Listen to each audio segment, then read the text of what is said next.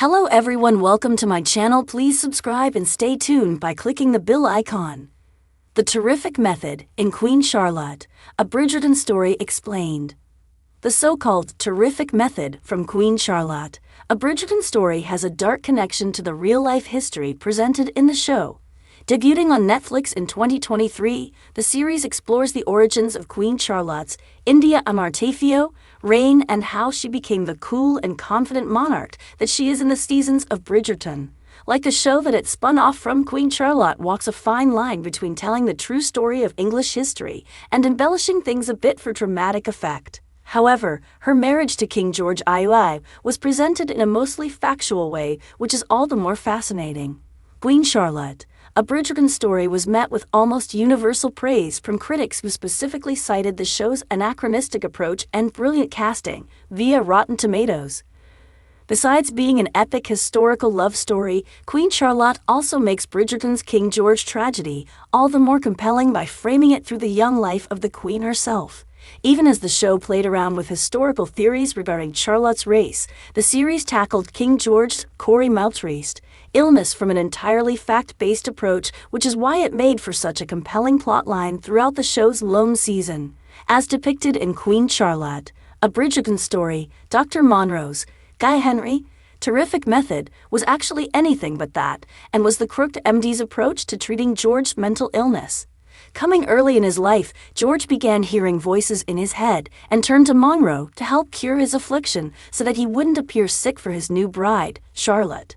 Thinking he had just the cure for George's illness, Monroe employed the Terrific Method, which involved lowering George's social stature, since the doctor theorized he had grown too used to people blindly following his order.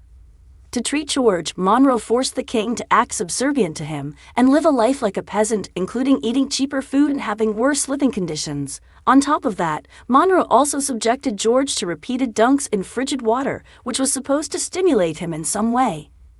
Naturally, the treatments had no effect on George's mental illness, and the king pursued other avenues before desperately returning to Monroe as his symptoms began to return.